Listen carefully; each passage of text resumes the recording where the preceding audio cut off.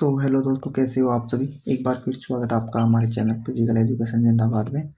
आज हम फिर से अपने उसी प्रक्रम को लेकर वापस आए हैं जिसमें हम फिजिकल एजुकेशन यानी राजस्थान पीटीआई के 2011 के पेपर का एनालिसिस एवं उसका सॉल्यूशन कर रहे हैं। तो चलो स्टार्ट करते हैं आज का वीडियो।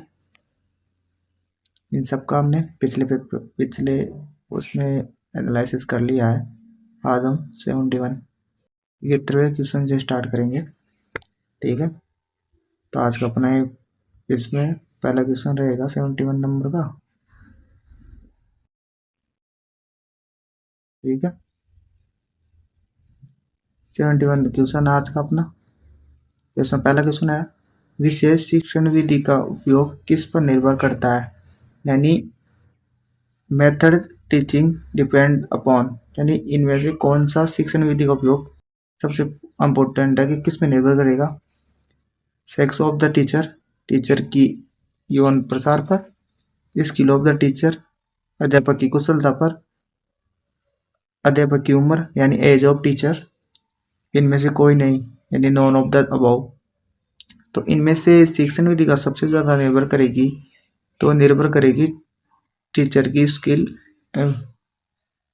पर निर्भर करेगी, ठीक है, जो कैसे सिखा रहा है वो सब। चलो नेक्स्ट क्वेश्चन पे चलते हैं। तो आज का अपना सेकंड क्वेश्चन है 72 नंबर्स का। चलो स्टार्ट करते हैं। तो इसमें बोला है कि सारे शिक्षा के कौशल सीखने की सर्वोत्तम विधि है, यानी इनमें से कौन सी ऐसी विधि है जो सारी शिक्षा में स्किल को सीखने में सबसे लाभदायक है। प्रदर्शन विधि, अनुकरण विधि, ट्राई एंड श्रुति विधि या प्रतिबिंब विधि। तो स्पोर्ट में सबसे इंपॉर्टेंट विधि इनमें से प्रदर्शन विधि है, जो कि इम्पोर्टेंट होती है स्पोर्ट के अंदर, यानी फिजिकल एजुकेशन में यही इम्पोर्टेंट विधि है फिजिकल एजुकेशन में।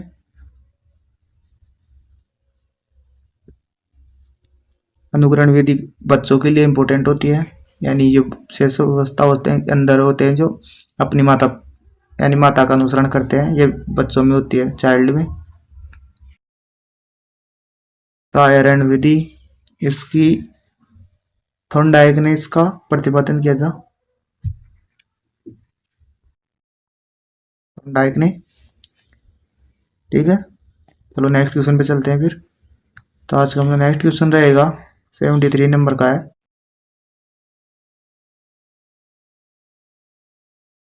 इन which of the following is not a principle of lesson, यानी इनमें से पाठ योजना का सिद्धांत नहीं है।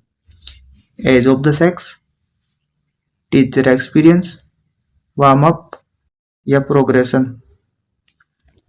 तो इनमें से पाठ्य योजना का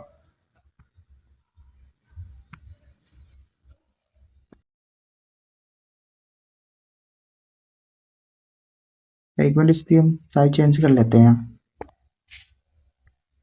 ये ठीक रहेगा। इसका सही आंसर होगा उम्र एवं भेद, यानी इसका वार्म अप पर कोई प्रभाव नहीं पड़ता, लेकिन इसके अलावा अध्यापक का अनुभव हो गया, वार्म अप हो गया और प्रोग्रेशन हो गया, इन सब का लेसन प्रारूप में प्रभाव पड़ता है, ठीक है। चलो नेक्स्ट क्वेश्चन पे चलते हैं फिर। नेक्स्ट क्वेश्चन 54 नंबर का है, इसमें है एक सुपरविजन में निम्न में से गुण नहीं होना चाहिए, यानी जो सुपरविजन है इनमें से कौन सा गुण नहीं होना चाहिए। संप्रकरण का गुण, यानी मिशनरी जेल्स, उद्देश्य पूर्ण करने का, अनुकरण योग्यता या स्वार्थी। तो इसका बहुत आसान सा ही जवाब है, जैसा कि आपको भी लग रहा होगा कि स्वार्थी टीचर को नहीं होना चाहिए। चलो फिर नेक्स्ट क्वेश्चन पे चलते हैं। तो नेक्स्ट क्वेश्चन रहेगा अपना 75 नंबर का क्वेश्चन रहेगा अपना, ठीक है। क्वेश्चन है, किस नॉकआउट पत्ती में पराजित टीम को दोबारा खेलने का अवसर नहीं मिलता। सिंगल नॉकआउट में, तो इसका यही सही आंसर है, सिंगल नॉकआउट टूर्नामेंट ही। ठीक है, इनके बारे में बता देता हूँ। सिंगल नॉकआउट में एक टीम को एक बार ही खेलने का मौका मिलता है, एक बार ही मिलता है इसमें सिंगल नॉकआउट में। डबल नॉकआउट में एक टीम को 2 बार खेलने का मौका, अगर टीम कोई हार जाती है तो उसे फिर से दोबारा 2 बार खेलने का मौका मिलता है। बेंगल वर्ल्ड में एक टीम अगर हार जाती है तो जो जिस टीम से हारती है, यानी पहले चरण में हारी हुई टीमों को दोबारा मौका दिया जाता है। वो बेंगल वाइड में नॉकआउट टूर्नामेंट अगर लीग में ज्यादा टीमें हैं तो उनमें से पहले कुछ टीमों को कम करने के लिए नॉकआउट प्रतियोगिता करवा लेते हैं और इनमें से फिर बची हुई टीमों को लीग प्रतियोगिता द्वारा खिलाते हैं। ठीक है, चलो नेक्स्ट क्वेश्चन पे चलते हैं। नेक्स्ट क्वेश्चन रहेगा अपना 76 नंबर का क्वेश्चन है आज का। क्वेश्चन है कुल 11 टीमों में 22 की संख्या होगी, यानी 11 टीमों में 22 की संख्या कितनी होगी, तो इसको मैं बता देता हूं आपको।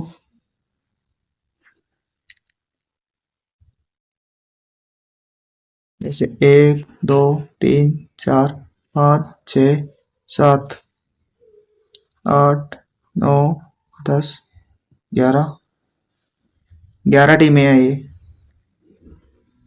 सॉरी, इसको सही करना पड़ेगा एक बार, शॉर्ट में आ जाती छोटे में तो ठीक रहता है यार।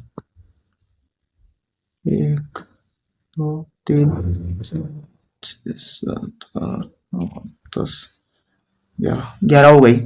तो इनमें से हम टीमों को बाय देंगे, टीमों को बाय दी जाती है 16 टीमों को। ठीक है, 16। वैसे तो आपको समझ में नहीं आएगा यार ये,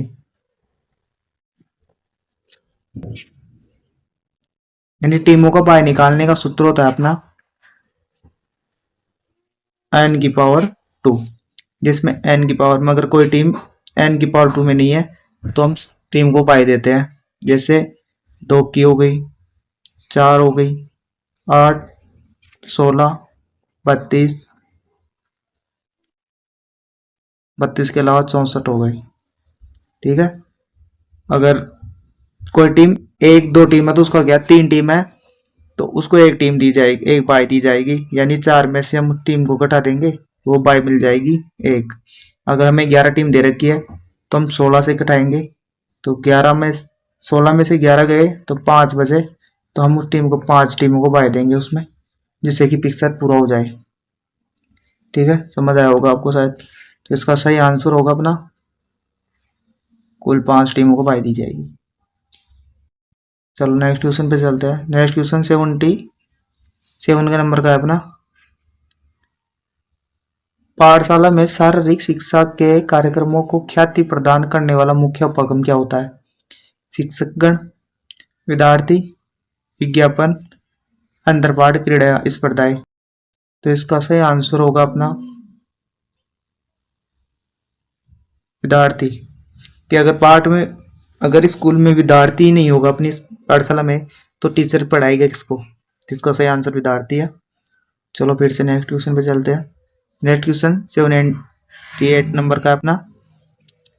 पर्यवेक्षण यानी सुपरवाइजर का मौलिक केंद्र हमेशा क्या रहता है?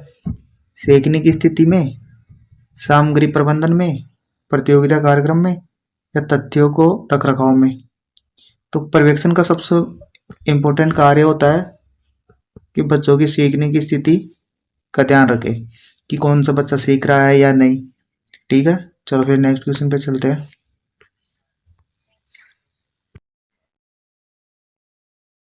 नेक्स्ट क्वेश्चन है अपना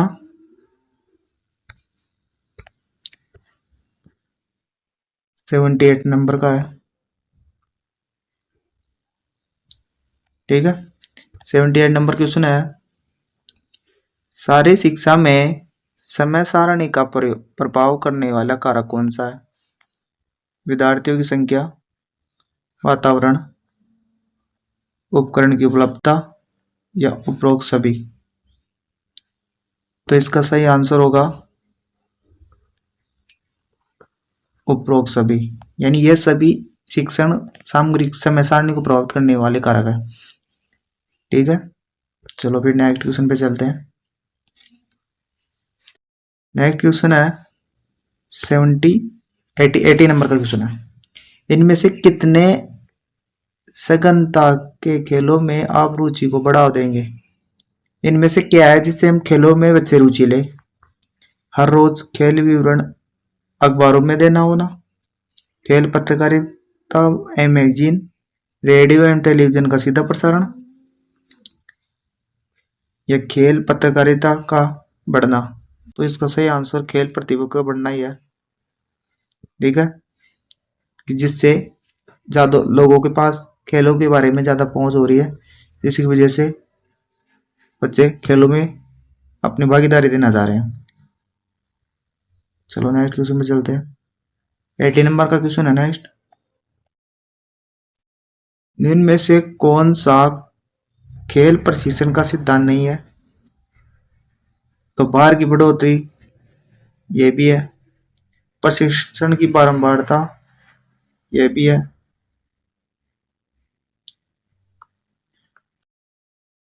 निरंतरता, ये भी है। तो ये इसका नहीं है। तो इसका सही आंसर होगा क्रिया की मितव्ययता, यानी इकोनॉमी ऑफ मूवमेंट्स, यानी पैसों से संबंधित है। तो ये इसका भाग नहीं है। चलो नेक्स्ट क्वेश्चन में चलते हैं।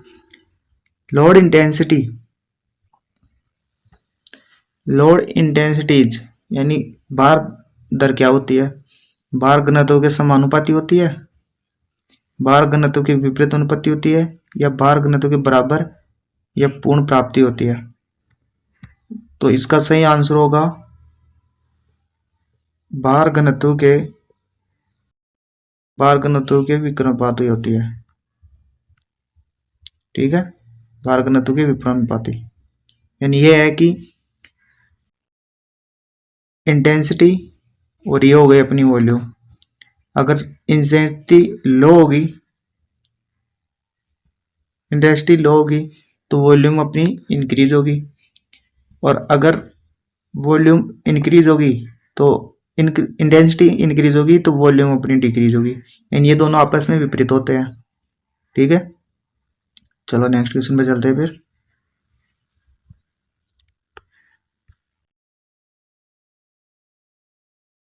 83 नंबर का क्वेश्चन अपना। प्रशिक्षण में माइक्रोसाइकिल की अवधि कितनी होती है? 4 सप्ताह, 2 से 3 दिन, 15 दिन, या 5 से 10 दिन? तो इसका सही आंसर होगा 5 से 10 दिन। और इसके अलावा 5 से 10 दिन के अलावा अगर 3 से 10 दिन भी आए तो वो भी सही माना जाएगा। ठीक है, इसका मैं आपको बता देता हूं कि साइकिल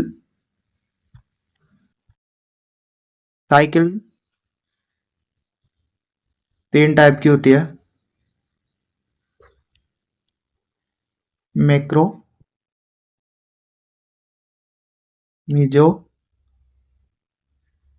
और माइक्रो। ठीक है,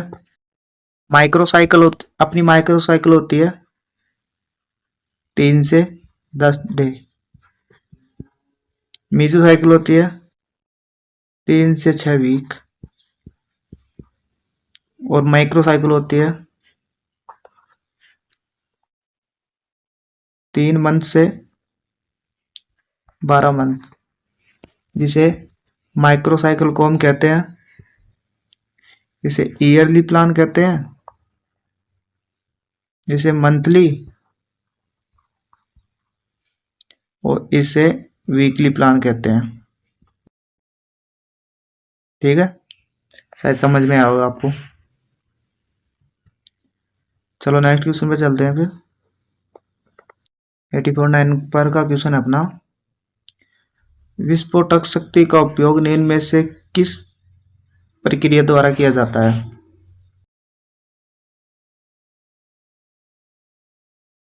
शटल दौड़ में, सिटअप्स में, खड़ी दौड़ खेलकूद में, या भुजा लटकने में? तो एक्सप्लोजिव पावर का उपयोग हम ज्यादातर करते हैं वर्टिकल जंप्स में। ये इसका सही आंसर है। ठीक है, और बता दूं, एक्सप्लोजिव पावर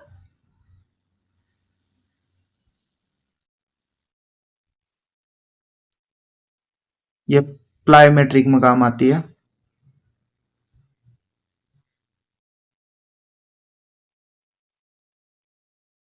इसकी खोज की थी यूरी ने। ठीक है, चलो नेक्स्ट क्वेश्चन पे चलते हैं फिर। 85 नंबर का क्वेश्चन अपना, motor Kaushal skill and learn based on, यानी काम कौशल सीखने की उत्तम विधि कौन सी है? अनुकरण विधि, अवलोकन विधि, अभ्यास विधि या मेमोरीकरण विधि? तो काम कौशल सीखने की सबसे उत्तम विधि होगी अपनी अभ्यास विधि। ठीक है, यानी प्रैक्टिस करेंगे तभी हम कोई स्किल सीख सकते हैं। अनुकरण विधि तो पहले आपको मैंने बता दी, ये बाल्यावस्था में पाई जाती है, यानी बच्चे सीखते हैं इसमें, चाइल्ड। अवलोकन विधि, अवलोकन विधि कोई स्किल को सीखने में ये भी काम आती है, जिससे हम किसी चीज को देखेंगे तभी सीखेंगे, ये भी काम आती है, ये सेकंड विधि मानी जाएगी। और स्मरण विधि, ये कोई विधि नहीं ऐसी। चलो नेक्स्ट पे चलते हैं। नेक्स्ट क्वेश्चन है अपना, motor motor quality are the foundation stone of, यानी गामक गणकाय निम्नलिखित में से किसका आधारभूत मानी जाती है?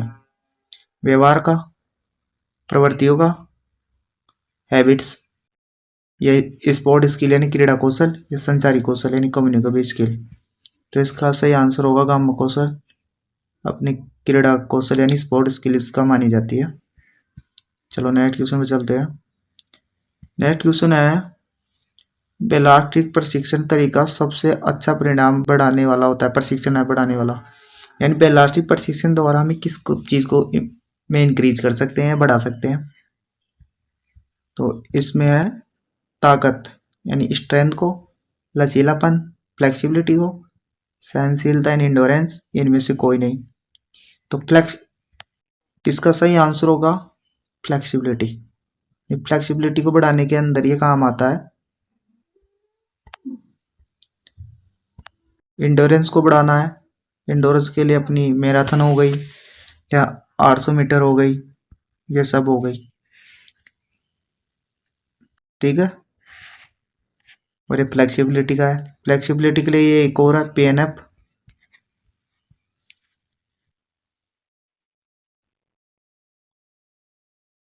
और सीट एंड रीच टेस्ट हो गया एक, ये सभी बढ़ाने के लिए है। नेक्स्ट क्वेश्चन हो गया अपना 88 नंबर का,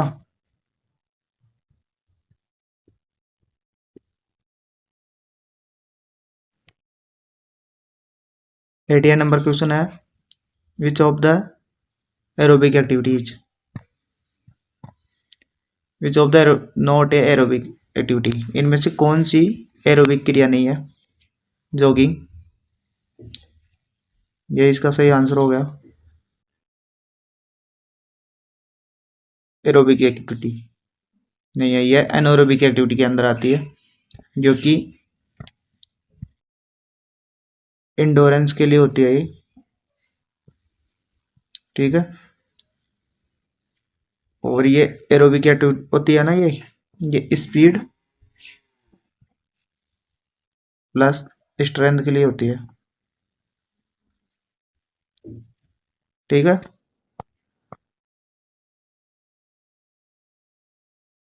तो यहाँ से डिलीट कर देता हूँ मैं, आगे वाली क्वेश्चन में विद्या डाली है। ठीक है, शॉर्ट में लिख लेता हूँ, ये स्पीड प्लस स्ट्रेंथ के काम आती है। चलो नेक्स्ट क्वेश्चन पे चलता है। नेक्स्ट क्वेश्चन है, शर्मीन शरीर गरमाना करता है, या शरीर गरमाना क्या करता है? हृदय गति को कम करता है, शरीर मांसपेशी तापमान को बढ़ाता है, फेफड़ों में वॉल्यूम को बढ़ाता है, इनमें से कोई नहीं। शरीर का गरमाना हमारे हृदय गति को कम करता है। ठीक है, इसका सही आंसर है। चलो नेक्स्ट क्वेश्चन पे चलते हैं।